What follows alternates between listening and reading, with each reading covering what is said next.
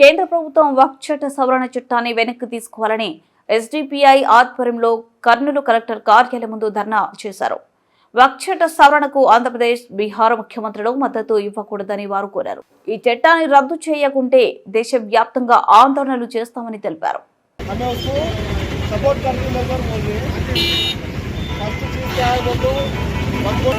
Collector का फैसला final नहीं रहना बोलकर एक ये दूसरा यूजर जो भी यूज करना उसके पास से नहीं छिलना बोलकर उसके ऊपर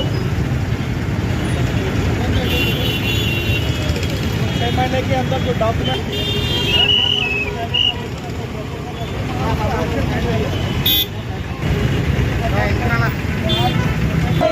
टीडीपी, बीजेपी, टीडीपी, आरएसएस,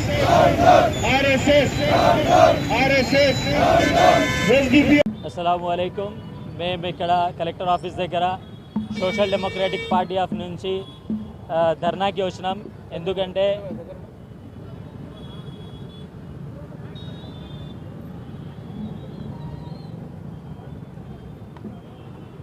యాక్చువల్గా మీ అందరికీ తెలుసు ఆంధ్రప్రదేశ్ గవర్నమెంట్ ఇంకా నేషనల్లో ఏదైతే ప్రభుత్వం ఉంది అది రెండు స్టేట్ గవర్నమెంట్ పైన డిపెండెంట్ ఉంది. చంద్రబాబు నాయుడు ఆంధ్రప్రదేశ్ సీఎం, ఇట్లానే మా బీహార్ సీఎం ఇద్దరి పైన డిపెండెంట్ ఉంది. వీళ్ళు ఇద్దరు సీఎంలో స్టాండ్లో మా ఆంధ్రప్రదేశ్ సీఎం గారు యాక్చువల్గా నిన్ననే వాళ్ళు సర్క్యులర్ రిలీజ్ చేసినారు.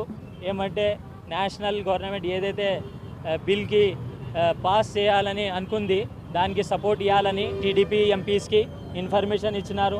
దాని పరంగా social democratic party of India నుంచి త్రూఅవుట్ ఇండియాలో ధర్నాకి వచ్చినాం రోడ్ పైన కలెక్టర్ ఆఫీస్ దగ్గర. మా క్లియర్ మెసేజ్ ఏమంటే ఏదైతే అది వక్ఫ్ అమెండ్మెంట్ బిల్ ఉంది 2024 దీనికి రద్దు చేయాలా, తీసేయాలా, ఎందుకంటే అది అన్కాన్స్టిట్యూషనల్ ఉంది.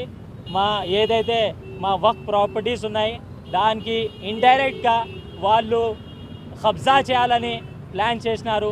దీనికి త్రూఅవుట్ ఇండియాలో ఆల్ ఇండియా ముస్లిం పర్సనల్ లా బోర్డు, ఎస్డిపిఐ ఇంకా చాలా ఎన్జిఓస్ కలిసి రాబోయే దినంలో త్రూఅవుట్ ఇండియాలో సిఏఎన్ఆర్సీ లాగా ఒక పెద్ద ఎత్తున ధర్నాలు, ప్రొటెస్టులు, ర్యాలీలు చేయాలని ప్లాన్ అయిపోయింది.